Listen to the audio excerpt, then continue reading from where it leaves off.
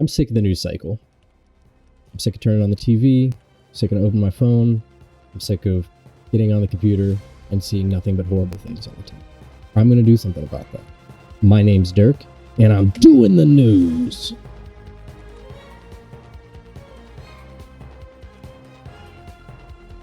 Our first story is a bit of a somber one.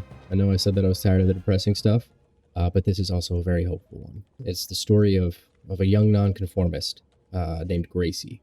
She has seemed to run away from her home in Texas. This is Gracie.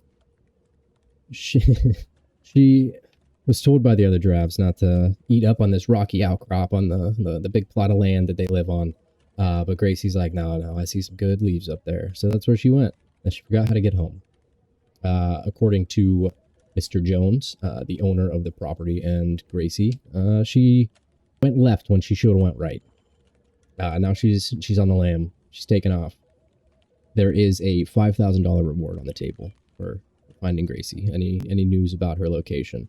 And there have been several tips. But our sheriff of Real County says that we're about 2 to 3 days behind any tip. We get helicopters in the area looking for her, and we suspect that she's already gone. We're about 2 or 3 days behind on tips that we're getting, and when we're able to follow up on them, which unfortunately isn't immediately. Get the fucking helicopter out there. Gracie's on the loose. She needs help. Real County, sparsely populated. 2,700 residents in Hill County. I mean, Real County, not Hill County. Now, we don't have to really worry about her safety so much as just finding her and making sure she gets back so she can be properly taken care of, because Texas is not a place for giraffes. The climate is a good enough stand-in for the savannah. That's not in Georgia, so I don't know why I was doing a southern accent there, but that's fine. As long as she's staying in the area, but I don't think she's going to be booking it too far. There's ample leaves for her to eat, so she won't go hungry, and she's not really in danger of wildlife.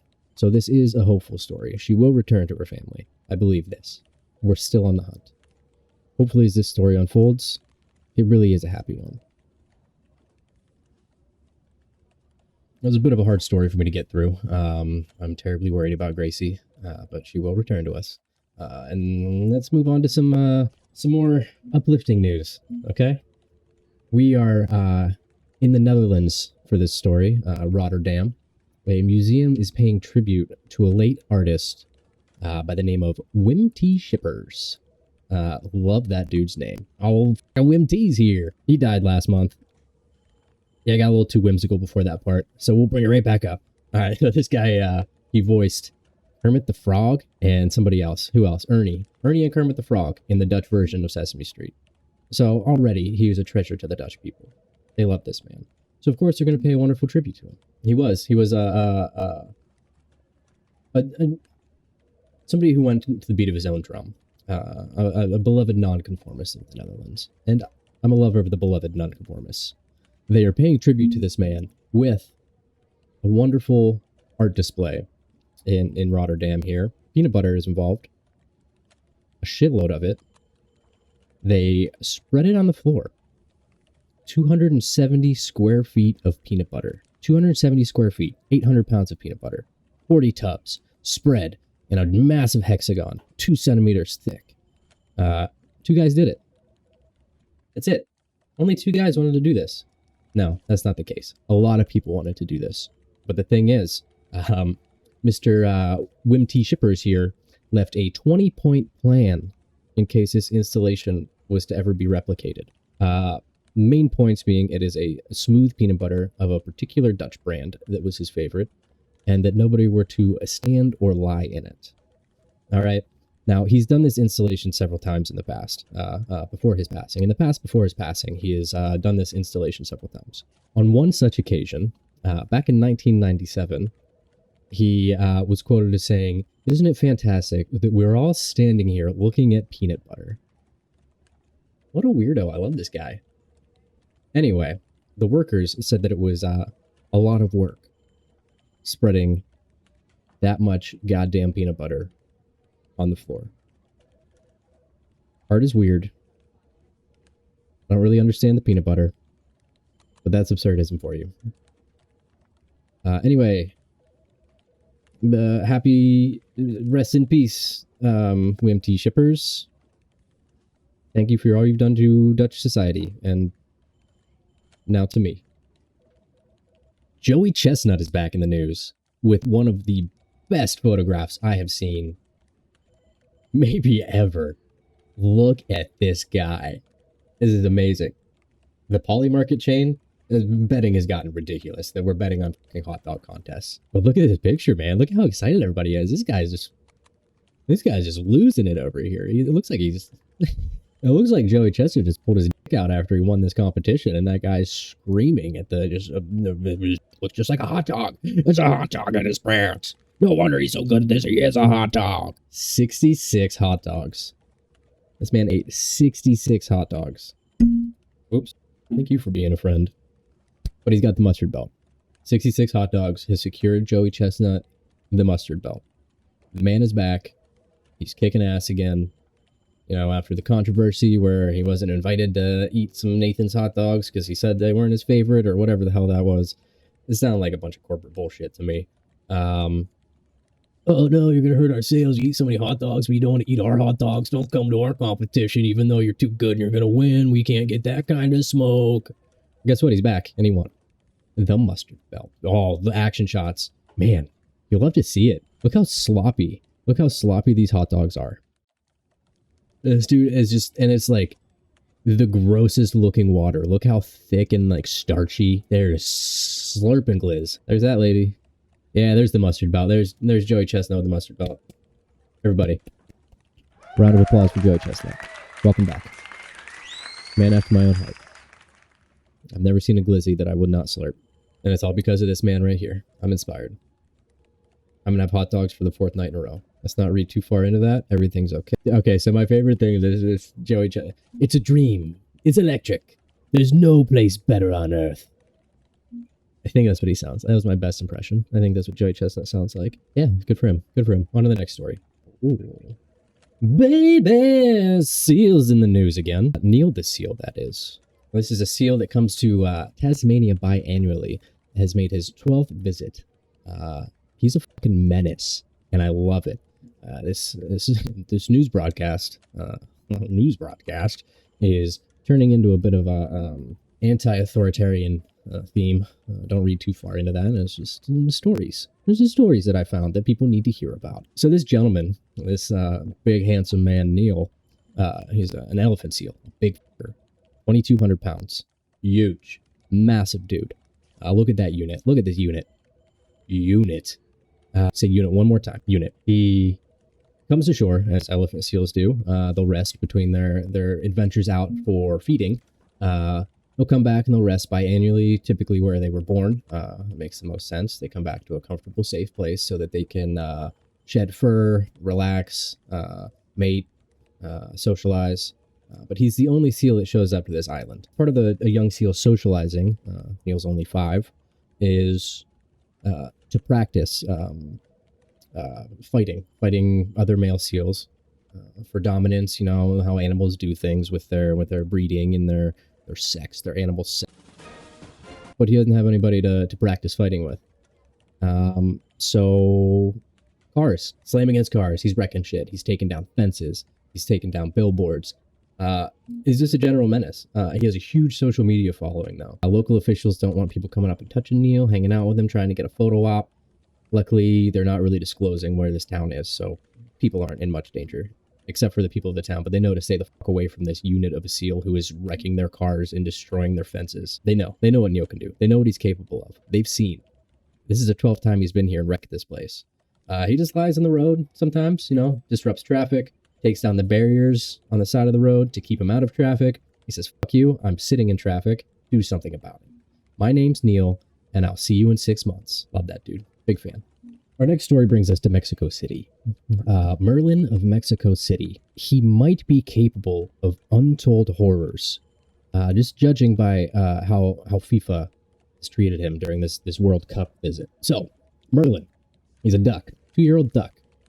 Folk hero. Everyone loves him. He's known in the streets of Mexico City. He helps his family sell beverages and shit.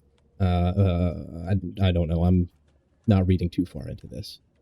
But he's waddling around in a little Mexico soccer jersey, Mexico football jersey. He's adorable. But now this is the part that makes me question Merlin's past. FIFA allowed him on the grounds, all right, within the perimeter, under strict supervision, strict security detail. They were watching this duck. They didn't trust to take their eyes off him for a minute. And now when the match starts, they don't let him in. Merlin just wants to root for his team with his family. But they won't let him in. Because they know they're going to be watching the game. They can't keep an eye on Merlin and watch the game. They're going to be trying to watch Merlin. They're like, oh, goal! Yes! Woo! And they're going to take their eye off for a second. What's he capable of if they're worried about just taking their eye off for a second? I don't know, but I want to find out. I may dig into Merlin the Duck in later episodes to try to uncover this mystery.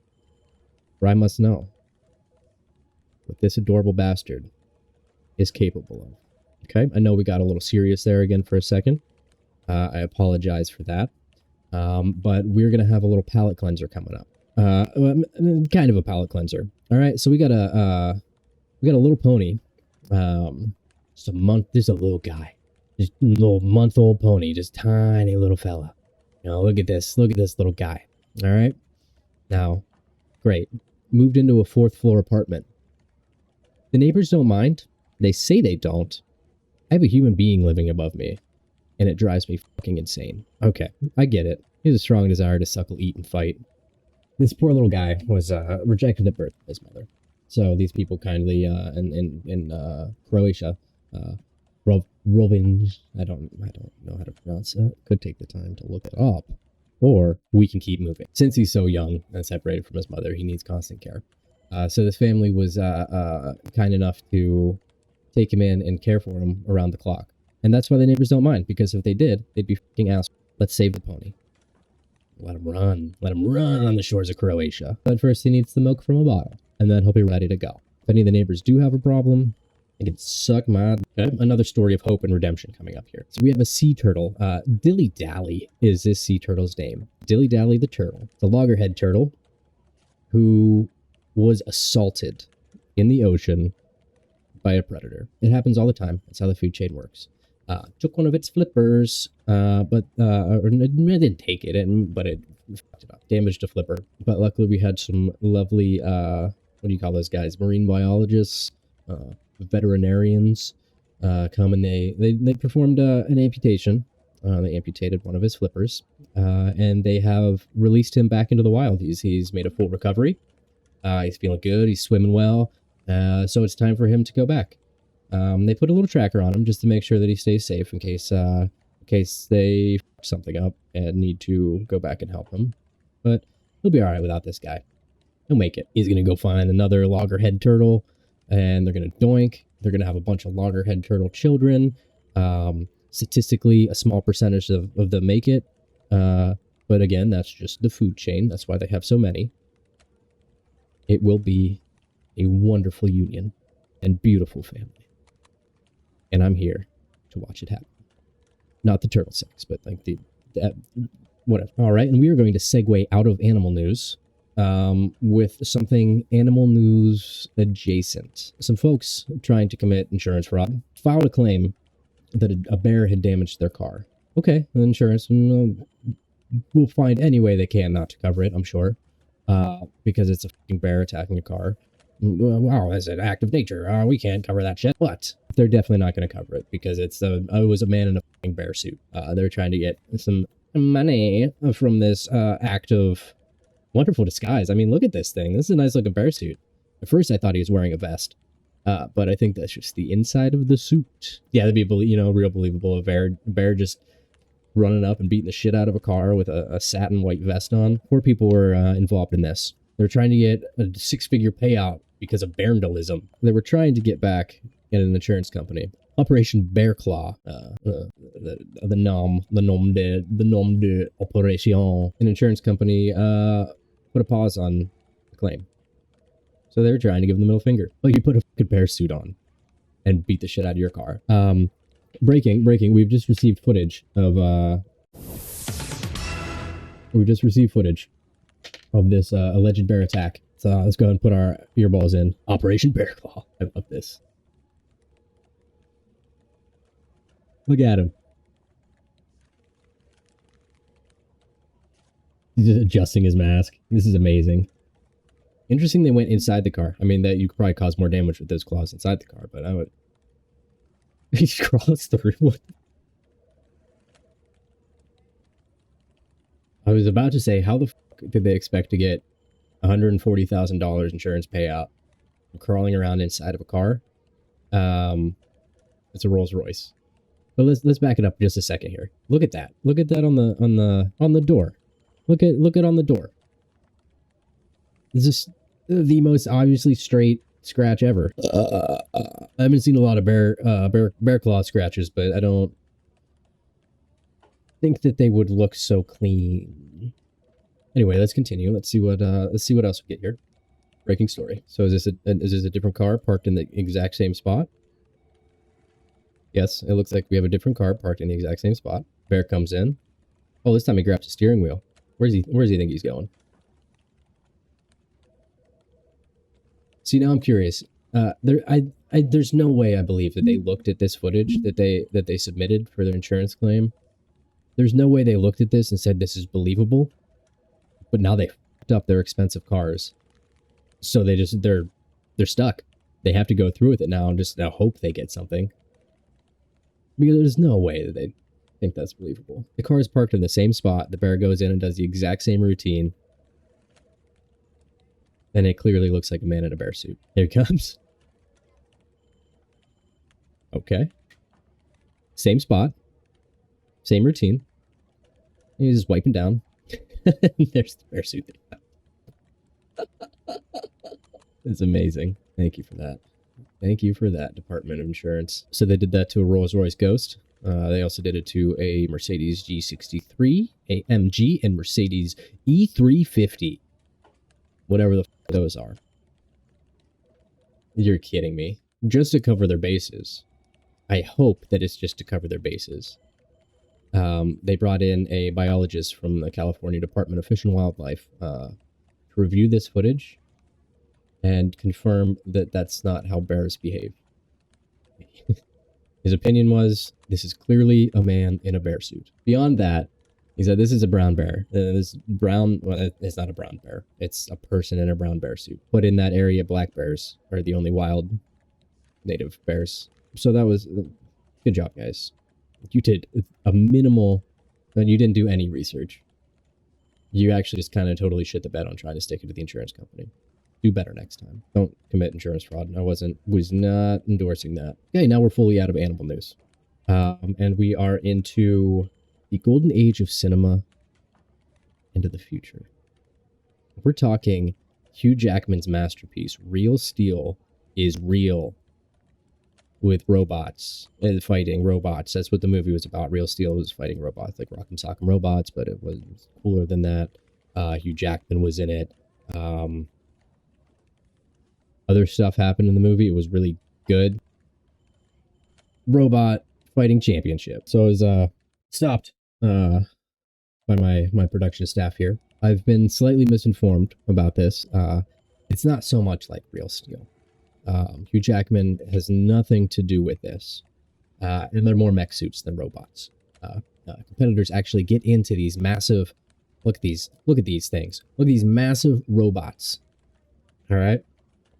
They get into these massive robots and just beat the living shit out of each other. And they fire projectiles. Awesome. This is crazy.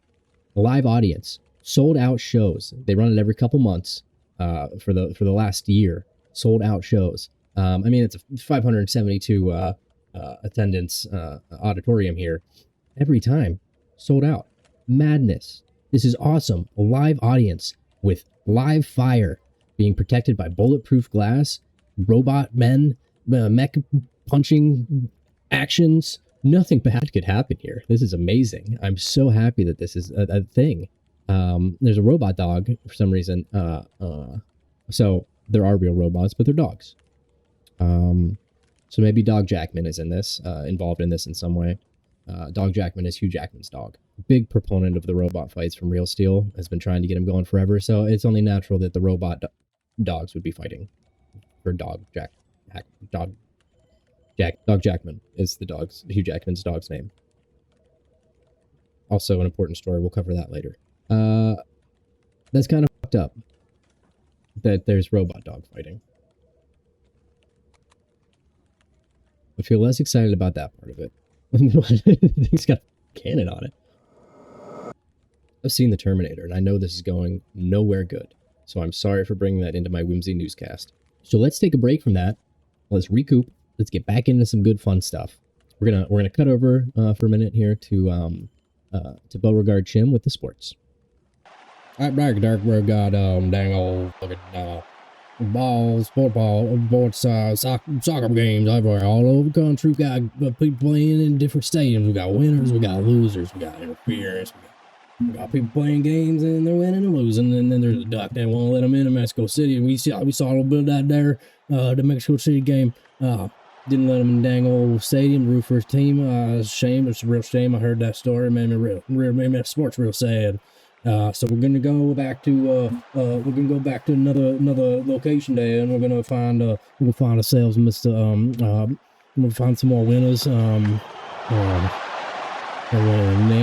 I don't really watch soccer. I don't know what to say. I'm sorry, Bert. I'd let you down. I didn't even do any fucking research on the shit. I know everyone plays it, but not in my damn country.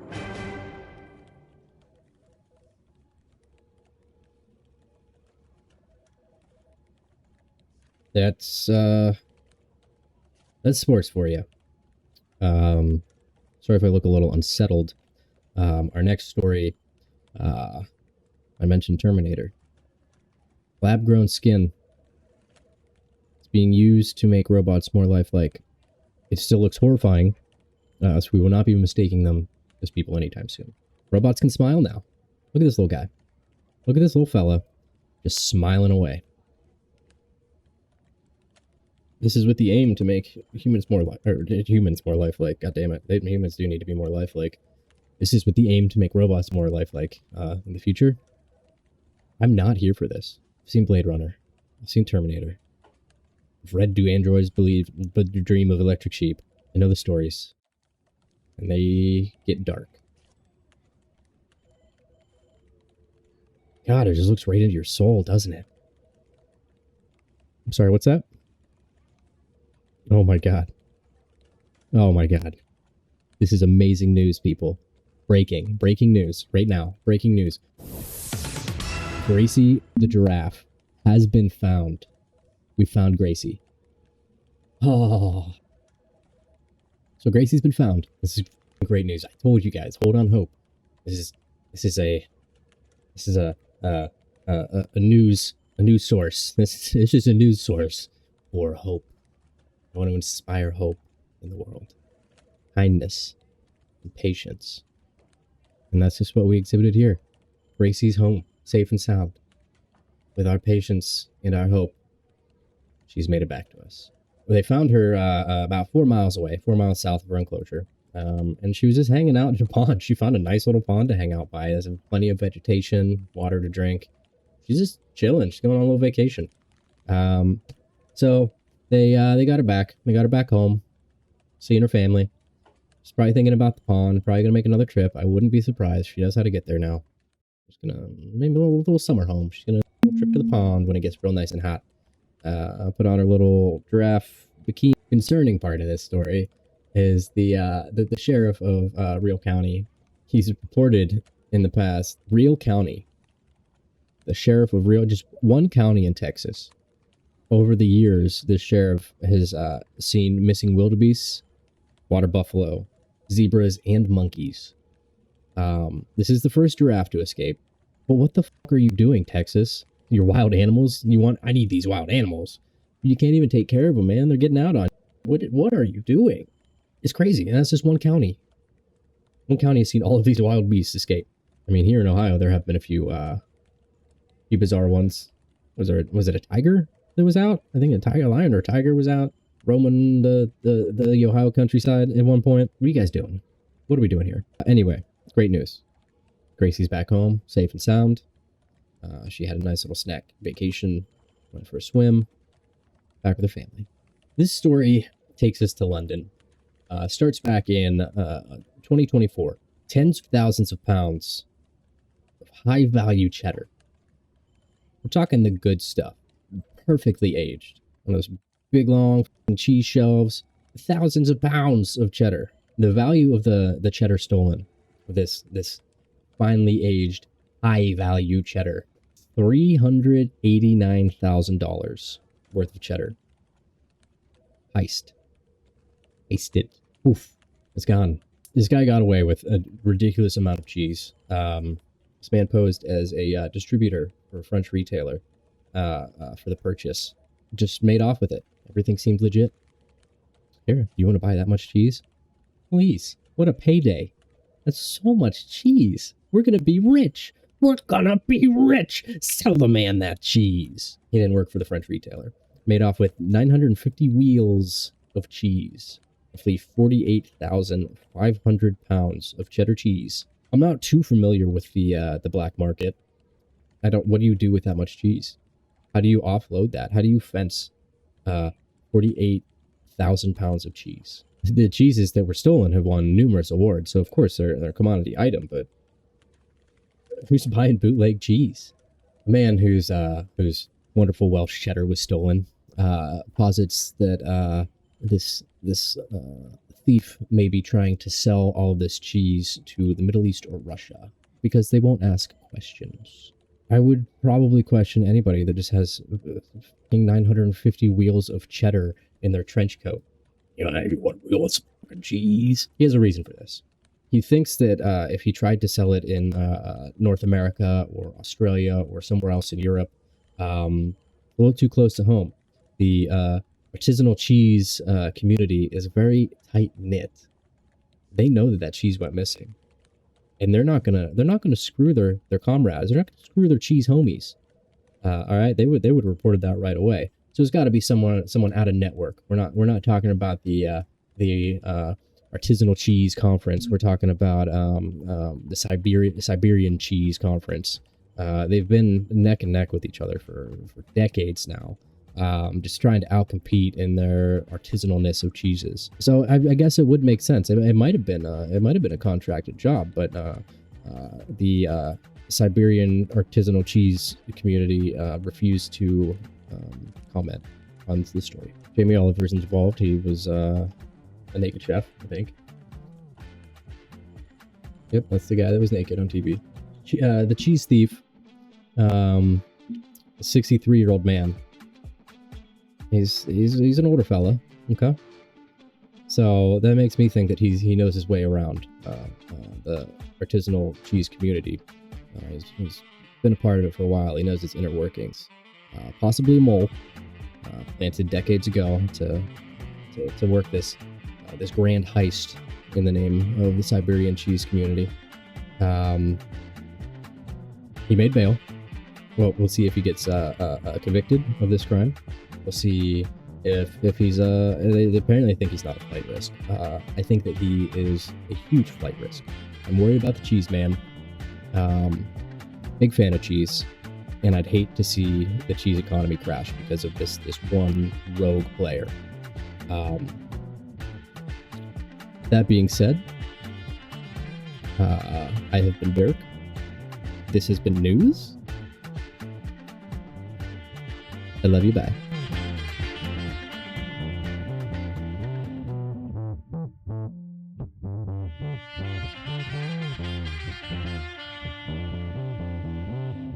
Extra, extra, read all about it.